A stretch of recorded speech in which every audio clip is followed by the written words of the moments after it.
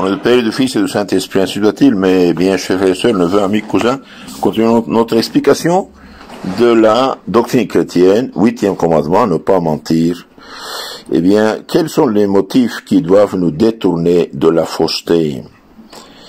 Pourquoi nous devons être vrais? Pourquoi nous ne devons pas mentir, flatter, être hypocrite? Parce que le menteur ressemble au démon, déplaît à Dieu, perd la confiance de ses semblables, cause beaucoup de tort, devient capable de toutes ces espèces de méfaits.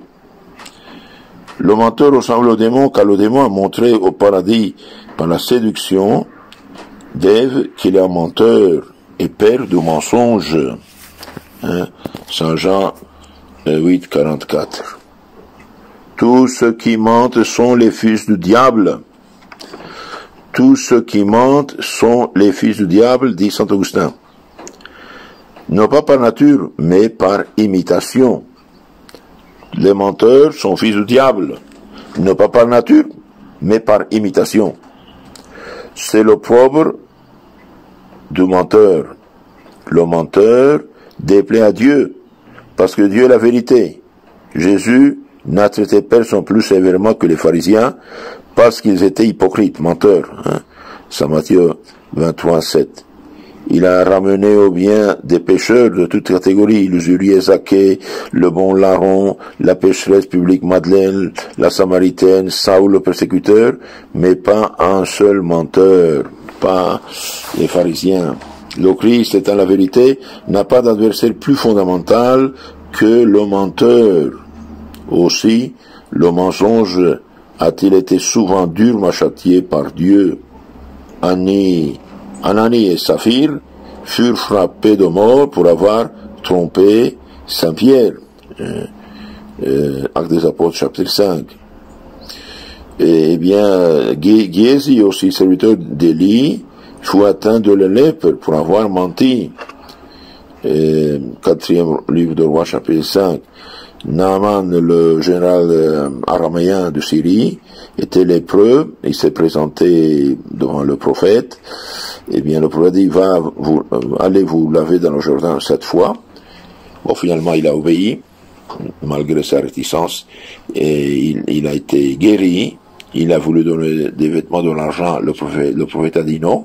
Et Géasi, l'acolyte, le serviteur du prophète, a menti, dit, le prophète a dit, donnez-moi telle chose. Il a pris les choses et il les a cachées. Et le prophète lui a dit, eh bien, la lèpre qui a laissé Naaman, l'araméen, le syrien, va vous attaquer à vous. Et Géasi est devenu lépreux pour avoir menti. Donc le mensonge vient du diable. Le mensonge vient du diable. Les lèvres mensongères sont pour Dieu une abomination. Les lèvres mensongères sont pour Dieu une abomination. Proverbe 12, 22. Le menteur perd la confiance de ses semblables. Le menteur perd la confiance de ses semblables. Un berger criait souvent au loup par plaisanterie. Ses compagnons venaient et se voyaient chaque fois trompés. Mais un jour le loup vint réellement, et le berger eut beau crier, ses compagnons ne vinrent pas le secourir parce que il lui avait perdu la confiance. Donc le menteur perd la confiance des semblables. On ne croit plus à un menteur, même quand il dit la vérité. Il perd tout crédit et se rend odieux aux hommes et au Seigneur, dit saint Éphrem. Le menteur perd tout crédit et se rend odieux aux hommes et au Seigneur. Le menteur cause beaucoup de tort. Les explorateurs que Moïse avait envoyés dans la terre promise, inspirés par leur rapport, mensonger une telle terreur aux Israélites que ceux-ci voulurent tuer les 2 explorateurs qui disaient la vérité. Et retournant en Égypte, dans son courroux, le Seigneur fut sur le point d'anéantir le peuple. Nombre 13. Jacob, par le mensonge qui avait obtenu la bénédiction paternelle, s'attirait la haine d'Ésaü. et celui-ci le força à fuir par ses menaces de mort. Genèse 28. La langue n'est qu'un bien petit organe, mais elle cause des maux immenses, dit Saint Jacques. Saint Jacques, chapitre 3-5. Celui qui est inconsidéré dans ses paroles tombera dans beaucoup de maux. Proverbe 13-3. Et le démon se sert de nos paroles comme d'une glaive pour nous blesser. Le démon se sert de nos paroles comme d'une glaive pour nous blesser, pour nous faire du tort, pour semer la discorde, faire les révolutions, faire les guerres. Aujourd'hui, les gens n'ont plus aucune peur, disons, de Dieu. Ils mentent comme des arracheurs des dents, sans aucun scrupule. Malheureusement, ils confondent les gens, quoi. Voltaire disait mentez, toujours sur quelque chose. Ils ont menti, ils ont préparé les révolutions sanglantes pour amener le monde à cette situation. Le mensonge est le père de beaucoup de vices. Jeune menteur, vieux voleur. Où il y a de la fausseté, il y a de la fraude et toute espèce de malice. Cela provient de la persuasion, où est le menteur qu'il peut nier sa faute quand il est découvert. La piété est inconciliable avec le mensonge, car l'Esprit Saint fuit l'hypocrite. Sagesse 1-5. La piété est inconciliable avec le mensonge, car l'Esprit Saint fuit l'hypocrite. La piété est le culte de celui qui parle contre son sentiment, n'est que vanité. Ne le fréquentez jamais pour n'être pas corrompu par lui, pour ne pas se corrompre par lui. Les menteurs sont déshonorés et le juste à leur propos, les menteurs sont déshonorés et le juste à leur propos en abomination. Ecclésiastique 13-5. Donc, le menteur ressemble au démon, déplaît à Dieu, perd la confiance de ses semblables, cause beaucoup de tort, devient capable de toute espèce de méfaits. L'habitude de mentir conduit facilement au péché mortel et à la damnation éternelle. Le mensonge est en soi un péché véniel, mais il devient facilement mortel quand il cause un tort ou un scandale grave. L'habitude de mentir constitue un péché sérieux, un danger sérieux pour le salut, car Dieu retire ses grâces aux menteurs. L'Esprit Saint fuit devant lui. La bouche menteuse tue l'âme. Sagesse 1-11. Un voleur est souvent moins coupable qu'un menteur, car la chose volée peut être restituée, tandis que la réputation ruinée par le mensonge ne peut pas être rendue. Le voleur vaut mieux que le menteur opiniâtre, mais les deux vont à la ruine, car le mensonge est le propre de l'homme. Le menteur ressemble à celui qui répand de la fausse monnaie, car elle ressemble sur laquelle se trouve l'effigie du démon. Au jour du jugement, elle sera produite, le juge demandera « Quelle est cette effigie ?» Et sur la réponse du démon, il dira « Rends au démon ce qui est au démon ». Dieu exterminera ceux qui ne disent pas la vérité. Psaume 5-7. Le menteur n'entrera pas dans la Jérusalem céleste. Le menteur n'entrera pas dans la Jérusalem céleste. Apocalypse 21-13. Car Jésus a prononcé une malédiction terrible contre les hypocrites, les menteurs. Saint Matthieu 23-13. Aussi le mensonge est-il coupable, quel que soit l'avantage qu'on puisse en retirer. Mentir pour secourir le prochain est aussi coupable que voler pour faire l'aumône. Mentir pour secourir le prochain est aussi coupable que voler pour faire l'aumône. Il n'est pas permis de mentir même pour sauver sa vie ou celle de son prochain.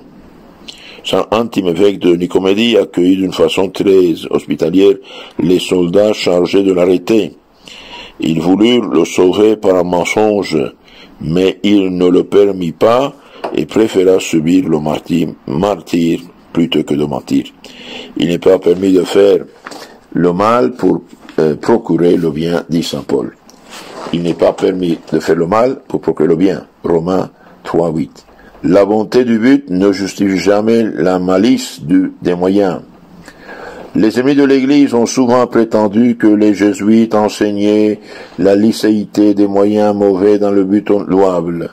Pour mettre les calomniateurs au pied du mur, le célèbre Père Rau déposa 1000 écus, c'était une somme d'argent considérable, à l'université de Heidelberg, comme prime à celui qui découvrait cette maxime dans un livre d'un jésuite. Cette somme y est encore. Par contre, on trouva cette maxime dans une lettre de Voltaire à son ami Diderot, le 21 octobre 1736. Le mensonge est un vice quand il cause du mal. Il est une vertu quand il procure du bien. Quelle belle philosophie. Hypocrite, n'est-ce pas? Donc, c'est Voltaire qui loue le mensonge comme vertu. Quand arrange ces gens-là, et c'est lui disait, mentez, toujours restera quelque chose. Terminons ce thème. Une plaisanterie n'est pas un mensonge quand la plaisanterie est évidente, pour peu qu'on réfléchisse. Quand l'intention de tromper fait défaut. Il est permis de donner une réponse équivoque à celui qui nous embarrasse par des questions qu'il n'a pas le droit de nous poser. On n'a pas droit à une réponse quand on n'a pas le droit d'interroger. Il est donc permis, dans ce cas, de donner des réponses évasives, équivoques ou équivalentes à un refus. Saint Athanase, évêque d'Alexandrie, fouillant sur le Nil les persécutions de l'empereur Julien, l'apostat, rencontra des soldats envoyés à sa poursuite. Ceux-ci demandèrent où était Athanase. Il n'est pas loin, leur répondit-il. Si vous vous hâtez, vous l'atteindrez facilement. Les soldats se voient en courant, et Athanase, il fut sauvé. Donc, il n'a pas menti, il a dit la vérité, il n'est pas loin, allez-vous-en, courez. Saint Thomas de Canterbury fut aussi obligé de s'enfuir. Il s'en allait à cheval sous un pauvre déguisement. Les satellites du roi d'Angleterre le rencontrèrent, lui demandèrent s'il était l'archevêque. Jugez vous-même, dit-il, si un archevêque voyage avec un train pareil. Mais, donc, il a voulu il s'est défendu de cette manière, n'est-ce pas? Jugez vous-même si un archevêque voyage avec un train pareil.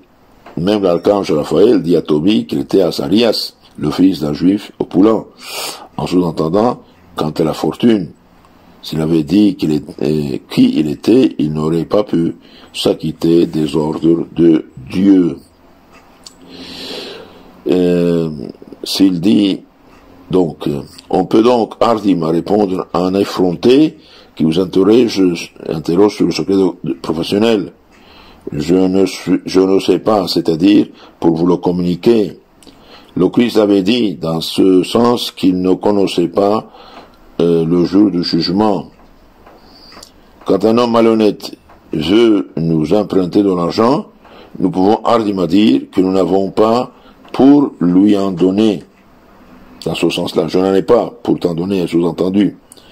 L'accusé peut aussi donner des réponses évasives au juge quand celui-ci veut lui arracher un aveu sans avoir même un commencement de preuve, etc.